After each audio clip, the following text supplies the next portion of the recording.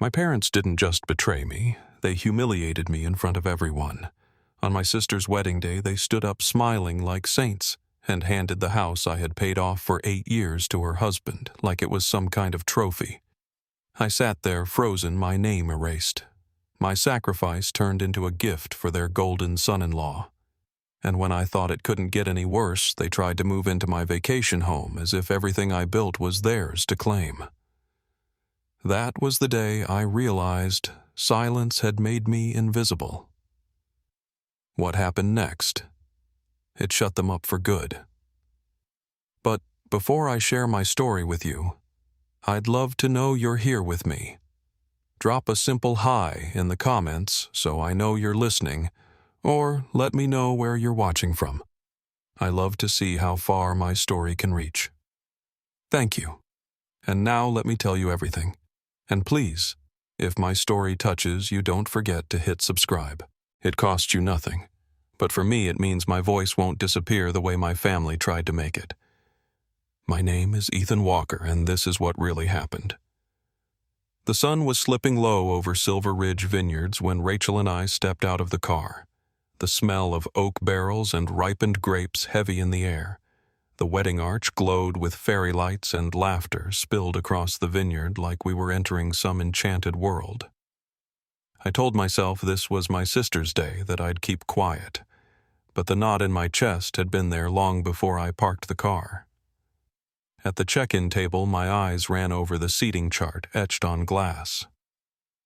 My name, Ethan Walker, was spelled wrong, and the card placed me at a table far from family, shoved next to Ryan's startup friends. I tried to laugh it off, murmuring close enough, but the truth sank in. Close enough wasn't close at all. Inside the tent, I felt the difference immediately. At my own wedding years ago, my parents had smiled politely, wished Rachel and me a happy life, and that was it. Tonight, Margaret and Gerald glowed as if this union had crowned them royalty. They fluttered from guest to guest, savoring the spectacle. I sat stiff at the back table, telling myself again and again that I was here for Sienna, that the past didn't matter. But when the MC raised a glass for family to stand, he announced Rachel Lynn and guest. The words slid sharp as glass across my skin. I was the older brother, and yet I'd been erased down to an extra chair filler. When the dinner plates cleared, Margaret rose with a microphone worn steady beside her. She spoke about joy, about family, about the new chapter. Then from her clutch she drew an envelope, and Gerald pulled a brass house key from his pocket. "We wanted to give them something meaningful," she said, voice quivering. "Our family home. It's theirs now." The tent erupted cheers, applause, even a few sniffles. Ryan raised the key high, his smile blinding under the camera flash like he just won a championship. I froze. That house in Salem wasn't theirs to give. It was mine. Or at least I had made it mine. Over 8 years of quiet, grinding mortgage payments. I had paid every bill, every repair, every tax. I felt Rachel's hand on my knee under the table, steady and firm. The only thing keeping me from snapping. I forced my lips into something like a smile, but inside I was tearing at the seams. The photographer called for a special shot. Sienna and Ryan holding the key together. From where I stood, I saw it wasn't new at all. The metal was worn scratched. It was the old spare that had hung by our kitchen door for years. That detail stuck sharp as a nail. They hadn't just given the house away. They dug out the copy of a key that once belonged to me. I slipped from the tent before dessert, walking the gravel path toward the vineyard rows. The air smelled of wood smoke and fading grapes, but my head buzzed with something bitter. For years I thought silence meant strength, that paying quietly made me dependable. But silence had turned me invisible. As the wind tugged at my jacket, one thought rose clear. If the truth ever needed an audience, I had receipts. A week later, the world had settled back into routine, or at least it looked like it had. Rachel brought in the mail and dropped a pale cream envelope on the counter. Embossed gold letters spelled out "Thank you" inside a card with flowing cursive. "Thank you so much, Rachel Lynn. and guest for helping make our wedding magical. My name was nowhere, not even in passing. Rachel set the card down and said quietly, "We need numbers, facts, no more excuses." That night I logged into the county property portal. My hands trembled as the records loaded. There it was. The deed to the Salem house, already transferred into Sienna and Ryan's names, notarized 3 days before the wedding. The so-called gift had just been a performance, a staged act to earn applause. Legally, it had been decided before the vows were even said. My chest ached like I'd been sucker punched. I clicked further, checking escrow and insurance. The payment profile was still tied to me. My name, my accounts, my credit line. Even after the transfer, the responsibility hadn't shifted. If a fire broke out tomorrow or taxes lapsed, the liability fell squarely on me. It wasn't just betrayal. It was a trap. Rachel leaned over my shoulder, scanning the screen. "They didn't just erase you. They left you holding the bag." Her voice was calm, but I could hear the anger she was holding back for my sake. I thought back unbidden to my law school graduation, working 3 jobs to get through, only to receive a $100 check and a generic card. 2 years later, Sienna walked the stage with a communications degree and was gifted a brand new car with a bow and a lakefront party. Back then, I told myself money must have been tight for me, better for her. But maybe it had never been about money. Maybe it had always been about me not being the one they wanted. I opened a blank note on my screen, typed 4 words, and pinned them above everything else. No more silence receipts. My reflection in the laptop screen looked hollow, but behind my eyes, something new flickered resolve. I looked back at the card, still sitting on the counter. Rachel's name printed in looping gold mine, erased as if I'd never existed. For years, I'd played along with their image, their careful performances, their stage stories. If they wanted applause, I had documentation. And this time, the story would be mine to tell. Saturday evening, Rachel and I drove out to Salem, the house glowing warmly under porch lights. I hadn't stepped through that door since the wedding. It no longer smelled like home. The old cinnamon candles I remembered from every Thanksgiving had been replaced with vanilla Sienna's favorite. Even the curtains were different, lighter, whiter, staged for someone else's life. Margaret greeted Rachel with an exaggerated hug, called her radiant, and brushed past me as if I were simply part of the furniture. The table was set with the fine china reserved for holidays, but even that felt curated. I noticed how the living room had been rearranged.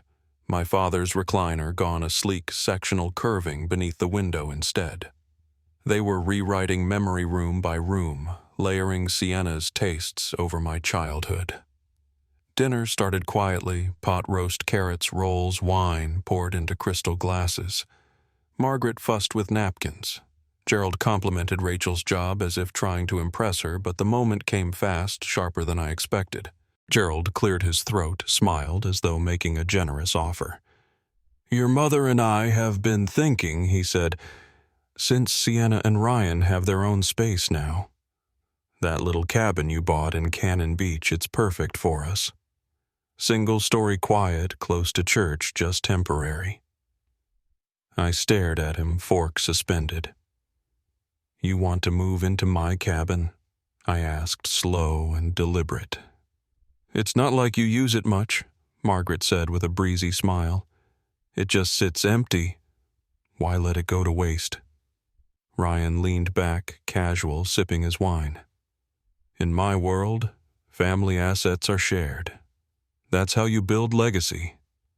His voice carried the smug certainty of someone who had just been gifted a house he hadn't earned. I pressed my hands against my thighs to steady myself.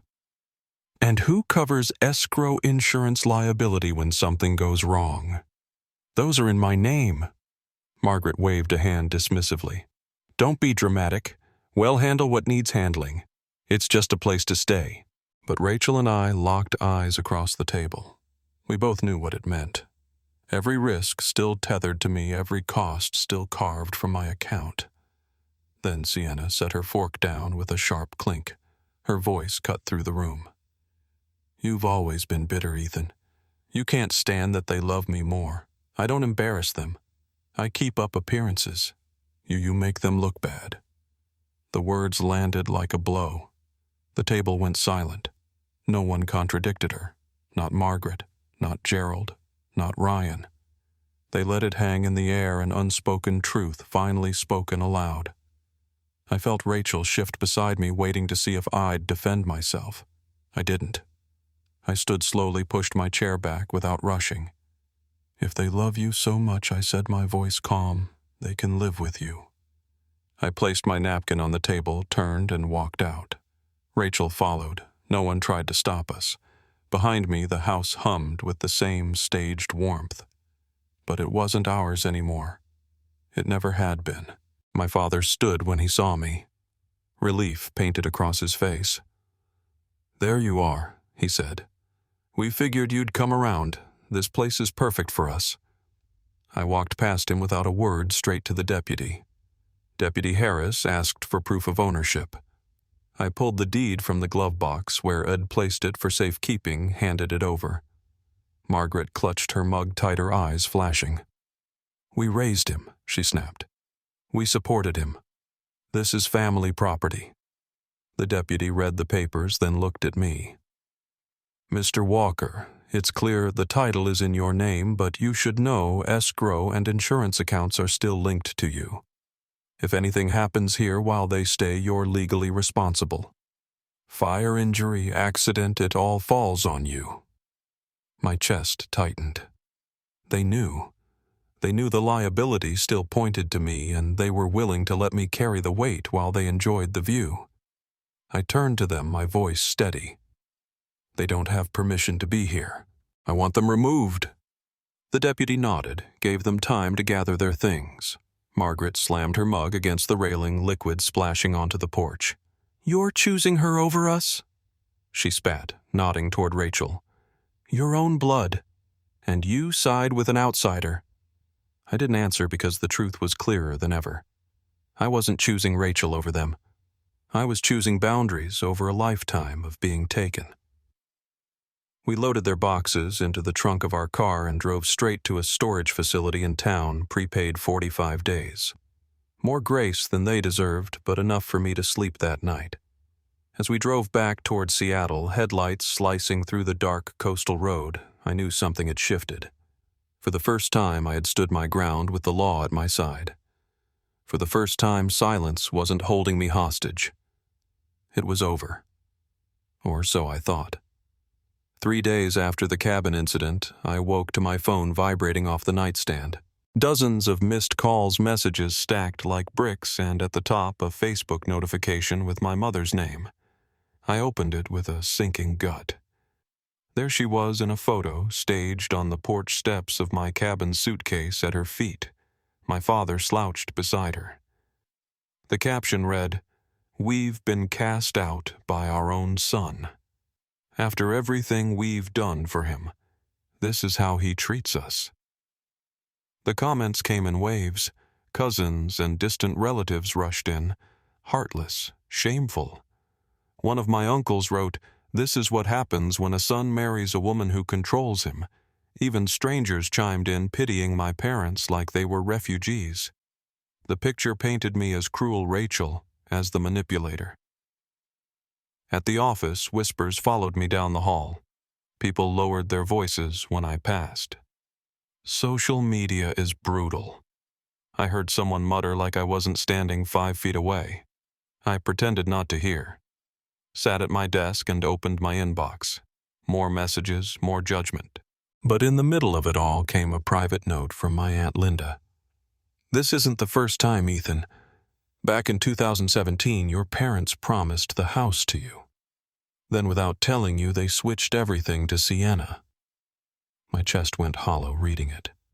They hadn't just erased me once. They'd been rewriting the story for years. That night, Rachel pulled out an old accordion folder she had kept tucked away. "You've done enough defending them," she said.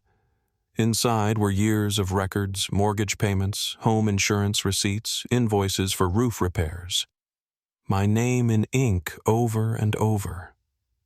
"It's time you stop being invisible," she said. I wanted to resist to make excuses, but memory cut in. My 21st birthday forgotten because Sienna had a volleyball game. My law school graduation where I got a $100 check and a generic card. 2 years later, she graduated with a communications degree and drove away in a brand new car, bow-tied on top, a party waiting by the lake. I had told myself money must have been tight for me, better for her. But the truth was simpler. I was never the favored one. I was the workhorse. The final jolt came at work the next morning. A small business client asked me if I paid half the mortgage, but the deed's in her name, do I get anything if we split? His pen hovered over the paper as he waited. My throat tightened. It's complicated, I answered slowly. But the words hit me like they weren't for him at all. They were for me. That night I opened my laptop, stared at the blinking cursor, and began typing. Just a line to start, but it was enough. If you want the truth, I have receipts. Rachel leaned over my shoulder, eyes steady, and nodded. For the first time, I believed her. Silence wasn't protecting me. It was killing me. The living room was quiet except for the low hum of the fridge. Rachel and I sat at the dining table, the folder spread wide like a deck of cards no one could deny. Bank transfers each with my name, invoices for repairs, insurance premiums, taxes, every paper trail leading back to me. The weight of it pressed against my chest. But I felt something else too, a readiness I hadn't felt before. I logged into Facebook, uploaded the files one by one, and wrote, "For 8 years I paid for the Salem house. Here are the records. Here is the proof. I didn't add venom. I didn't need to." The document spoke louder than any plea ever could. Within an hour, the post spread like wildfire. Likes, shares, comments flooded in. A cousin wrote, "If this is true, we owe him an apology." Others began deleting their old accusations. Even a few co-workers messaged privately. We had no idea. But silence didn't last long. That night, Sienna reposted my statement with her own caption. "If he wants this to be public, then fine. Let's take it to court." Her words were clean rehearsed, but I could hear Margaret behind them. They wanted to drag me into another arena, one they thought they could win. Just after midnight, a message landed in my inbox from someone I didn't recognize. "I used to work at Thomas Reed's law office. I remember your parents drafting paperwork in 2015 to transfer the house into your name. It was never finalized. In 2017, it was reassigned to your sister. No one told you because they didn't have to." My breath caught. They had planned once to honor me. Then they changed their mind, quietly, without a word. I leaned back in my chair, staring at the ceiling, the betrayal settling deeper. It wasn't just about favoritism. It was calculation. The final blow came in the family group chat. Ryan's message lit up my screen. "Ethan can wave around receipts all he wants. Real men build value. They don't cling to paperwork." The words burned. After all I had done, he dismissed it like scrap paper. Rachel reached over and closed my laptop gently. "They think this is about shame," she said. "But this is about truth. And you've just started." I sat in the dark, the glow of the screen fading, the sound of waves from memory pounding somewhere far off. I had put the evidence into the light. The war was no longer in whispers or staged photos. It was out in the open now, and there was no going back. The clouds hung low over downtown Seattle when Rachel and I walked into Thomas Reed's office. The glass doors shut behind us with a hiss sealing away the noise of traffic. I felt like I was stepping into a courtroom before the trial even began. Thomas greeted us with a firm handshake, then spread a folder across his polished desk. "Here it is," he said, sliding the papers toward me. "The draft deed from 2015 naming you as beneficiary. But 2 years later, it was altered. The house was reassigned to your sister. No notification was required and none was given." The words hit me like a slow punch. I had almost been recognized. Almost. And then erased again, quietly, efficiently. Thomas turned to his computer screen and opened a log file. This is something else you need to see. 2 weeks ago, Margaret submitted a title search on your Cannon Beach cabin. She used old personal information from you to authorize it. My heart tightened.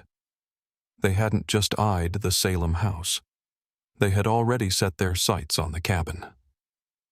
That's a violation of privacy, Thomas said. In some cases, it can rise to fraud. Rachel reached into her bag and pulled out her phone.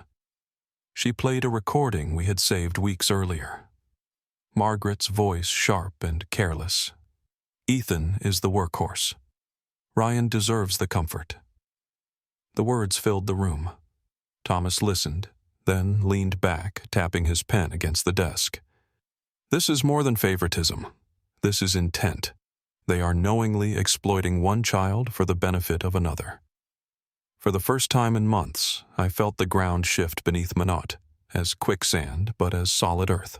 We weren't just arguing over dinners and family loyalty anymore. This was legal. This was measurable. Thomas began drafting the cease and desist letter in neat, deliberate language. It demanded that my parents, Sienna and Ryan, halt any attempt to enter or occupy the cabin. Cease all defamatory posts, return any copies of the cabin keys, and provide written assurance they would not attempt access again. If they refuse, Thomas added, sliding the draft across the desk for me to read, we can escalate. Civil damages. Protective orders. You are no longer defenseless here.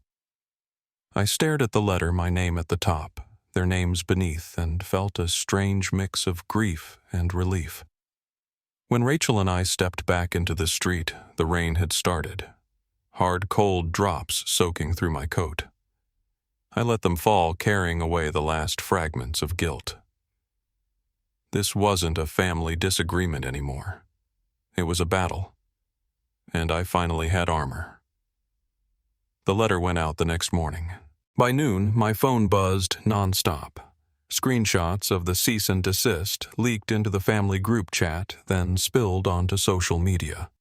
My name was stamped across every corner of the conversation. Uncle Frank chimed in first. Ethan is right. Anyone can see how unfair this has been. But another cousin fired back. Taking family to court. That's shameful. The threads spiraled, my relatives splitting into camps, my name dragged through both mud and praise. Then my phone rang. Sienna's voice cracked the quiet of the apartment. You're really doing this? She asked, fury and fear tangled in her words. You're choosing property over blood. I pressed the phone to my ear and answered evenly. No, I'm choosing peace over manipulation.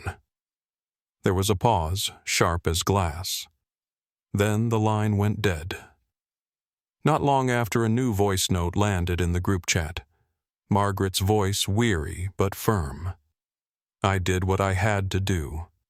Sienna is fragile. She can't survive disappointment. Ethan is stronger. He can take it. I played it once, then again, then again. Each replay cut deeper, but each replay also hardened something inside me. They had said the quiet part out loud. They had admitted what I had always known. Ryan posted on his own page that night. A real man doesn't need receipts to prove his worth. Within minutes, his colleagues in the startup world filled the comments with mocking gifs and laughter. For once, the arrogance bounced back on him, not me. A final message came privately from another cousin. Your mom's been calling around telling people Rachel controls you, that you're not yourself anymore. The smear campaign was written straight from their old playbook arrays. Me blame Rachel, keep the image clean. I closed my phone and sat beside Rachel at the window. Rain streaked down the glass, the city lights blurring into soft shapes. For the first time after one of these battles, my chest didn't ache. My breathing was steady. The weight wasn't on me anymore, or it was back on the people who had earned it. The silence in our apartment wasn't heavy. It was calm. Outside, the storm raged, but inside, for the first time in years, I felt unshakable. The war had gone public. The cards were on the table, and I was still standing. The weekend sun broke through the blinds of our apartment, but I didn't feel its warmth. Rachel cleared the dining table and set down stacks of folders. My history laid bare in paper and ink ached. Years of mortgage transfers, insurance documents stamped with my name receipts for roof repairs and plumbing, even the log showing how Margaret had queried the Cannon Beach title with my old personal data. And then there were the recording, her calling me the workhorse, her voice message in the family chat saying, "Ethan can take it. Sienna can't." I opened my laptop and began typing, my fingers trembling but steadying with each word. This isn't about emotions. This isn't about feelings. These are the numbers. This is the truth. I attached the PDFs, the audio files, every detail that proved my role. Then I pressed post. The reaction hit like a storm surge. Within minutes, the notifications stacked. Some cousins deleted their old comments. A few messaged apologies. Uncle Frank wrote openly, "I knew it. You carried that house." At the office, coworkers sent quiet notes. "We believe you." For the first time, the tide shifted. The phone buzzed again. It was Thomas. Ryan tried contacting another firm this morning. He told me he wanted them to draft a joint ownership claim on the cabin with what I had just made public. They wouldn't touch it. They knew it was poison. I closed my eyes, let out a long breath. They had been plotting even as they pretended victimhood. And now it was unraveling. A private message appeared from a cousin who had stayed quiet until now. "Did you know your parents bragged once that you'd never fight back, that you'd always stay quiet?" They said it like it was certain. I stared at the words until they blurred. All those years of silence. And to them it wasn't strength, it was weakness they could exploit. Rachel touched my arm. "What are you thinking?" I looked at her, my voice low but certain. "Silence isn't strength. It's a chain, and I just broke it." She leaned in her forehead against mine and whispered, "And you're never going back." The war had reached its peak. There was no room left for apologies that came too late. No path back to the sun they had counted on to swallow everything. From here on, there was only truth and the boundary I had carved into stone. Weeks later, I returned to Cannon Beach. The cabin no longer sat empty. Claire Jennings, a novelist with salt-streaked hair and a quiet smile, was unpacking her things. She paused to breathe in the cedar air and said, "This place has a heartbeat. You can feel someone lived here with all their soul." I didn't explain. I just nodded. It belongs to someone who will respect it. Now back in Seattle, a bouquet of lilies arrived at my office. No card attached. The receptionist asked if I wanted them brought in. I shook my head.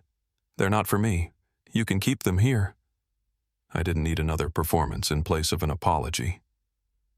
A rainy afternoon a few days later, my voicemail blinked. My mother's voice filled the line. "Ethan, we need to talk." I know I was wrong. I hovered, then hit delete without replaying.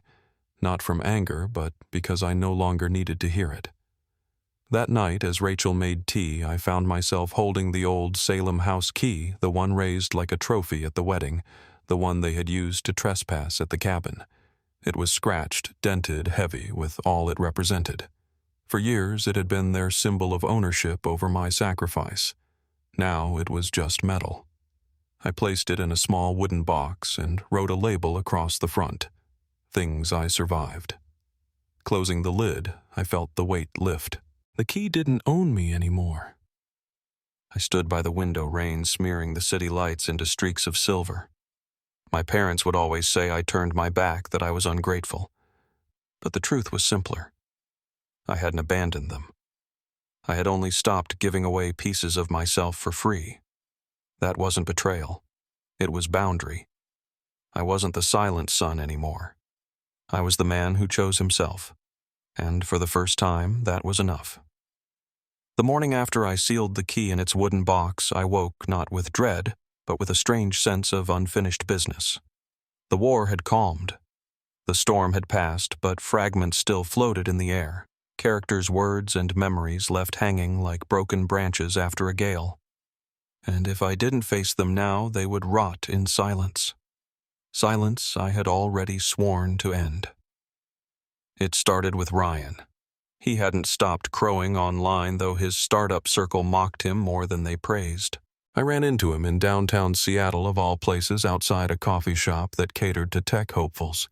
He looked thinner, pale from the glare of screens and bad press. "Well," he said, eyes darting anywhere but mine. "Guess you got your victory lap." This was never about victory, I told him, my voice calm. It was about truth. He scoffed, but his shoulders sagged. "Truth is overrated. People believe what looks good in pictures." "Maybe," I said, "but your pictures didn't hold." I left him there, standing in the drizzle, his coffee cooling in his hand. For once, he didn't have a comeback. Then came Sienna. My sister had stayed mostly silent since that phone call. But silence has its own sound. One evening, she appeared at my office lobby without warning. Her eyes were rimmed red, makeup smudged, as if she'd been crying for days. "Can we talk?" she asked, voice barely above a whisper. We sat in the cafe across the street, rain tapping at the windows. She stirred her tea without drinking. "I didn't ask for any of this," she said finally. "They gave me things I didn't even want, but once I had them, I couldn't give them back. It made me look like the favorite, and maybe I liked that more than I should." Her honesty cut deeper than her defense ever had. "You told me once they loved you more," I said, steady. "You were right. But you also knew it, and you used it." Tears spilled down her cheeks. I was scared of being nothing. I thought if I lost their love, I'd disappear. I leaned back, letting the weight of her words settle. And I thought if I stayed silent, I'd be safe. We were both wrong. We didn't hug. We didn't reconcile in a way that movies demand. But we sat there until the tea went cold. And for the first time in years, she looked at me not as competition, but as her brother. Margaret and Gerald lingered in the background of it all. After the cease and desist, after the public unraveling, they had moved into a modest apartment complex in Tacoma. Rumors circulated, Margaret volunteering at church to patch her image, Gerald taking long walks alone through strip mall parking lots. One Sunday, Rachel and I drove past on our way to the coast. Margaret was outside watering potted geraniums on the balcony, her shoulders bent. She didn't see us. For a moment, I almost rolled down the window, almost waved. But then I thought of the voicemail. I deleted the lilies I'd rejected. The decades of silence had turned into currency. Some doors once closed aren't meant to be reopened. I drove on. There was one last thread, the law. Thomas called me weeks later, his voice brisk but warm. "Ryan never filed a claim. The title to your cabin is secure. The insurance has been corrected. You're protected now." "Thank you," I said simply. "You did the hard part," he replied. "You told the truth, even when it hurt." That night, Rachel and I signed the lease renewal with Claire Jennings, the novelist. She hugged us both, smelling faintly of cedar and ink. "This place saved me," she said, "and maybe in saving me it saved you too." Her words stayed with me as we walked back to the car. But the truest closure came not from confrontation, not from contracts, not even from sympathy. It came quietly on a rainy night when Rachel and I sat by our apartment window. The city lights blurred into silver threads. I kept waiting for them to take it back, I admitted. The house, the cabin, even my voice. I thought if I didn't fight, maybe they'd remember I was theirs. Rachel rested her head on my shoulder. And now I said softly, "Now I know I was never theirs to keep. I belonged to myself." I opened the wooden box once more, looked at the old Salem house key scratched and dented. It no longer burned my hand when I touched it. It was just a relic proof of survival. I closed the lid gently, and this time I didn't feel the urge to look back. Weeks later at a family gathering I didn't attend, Uncle Frank told me over the phone that my name finally came up without bitterness. "They're not proud," he said, "but they're quiet. And quiet for them is surrender." I laughed, not cruelly but freely. The silence no longer belonged to them. It was mine, chosen, deliberate, peaceful. The boy who once sat at the edge of a vineyard table, mislabeled and guessed, had found his name again. Not in their approval, not in their gifts, but in his own boundaries. And when the rain eased outside my window, I realized the story wasn't about houses or deeds or receipts. It was about the courage to say enough. I had said it, and for once it was heard. When I look back at everything, the house I paid for in silence, the wedding where my name was erased, the cabin they tried to claim as their own, I don't just see betrayal anymore. I see a long trail of choices I once made to keep peace. Choices that slowly erased me. I thought keeping quiet meant I was strong, but it only made me invisible. What shocked me most wasn't the moment they held up the key like a trophy, or when they tried to move into my cabin. It was the realization that they truly believed I wouldn't fight back, that I would keep carrying the weight forever, because that's who I had always been for them. But silence can be broken, a name can be reclaimed, a boundary can be drawn even after years of being crossed. That is what I learned. And maybe it's what you need to hear too. You're not selfish for protecting what you've built, and you're not ungrateful for refusing to be used. Family doesn't mean surrender. Love without respect is just control dressed up as tradition. If you've ever felt erased at your own table, if you've been called ungrateful for finally saying no, I hope my story reminds you that you're not alone. Boundaries aren't walls to shut people out. They are doors you finally get to lock and unlock on your own terms. That old Salem house key I put away in the wooden box isn't a symbol of loss anymore. It's proof that I survived, and proof that I get to choose what stays mine. Before you go, if my story spoke to you, I'd love to know you're here with me. Drop a listening in the comments, or just tell me where you're from. It means more than you think to know that someone out there understands.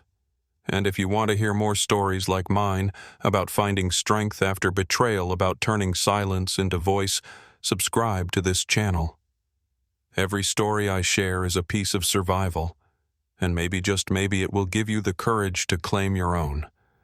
Because in the end, it isn't about the house or the cabin, or even the receipts. It's about never letting anyone convince you that your worth depends on how much you give away.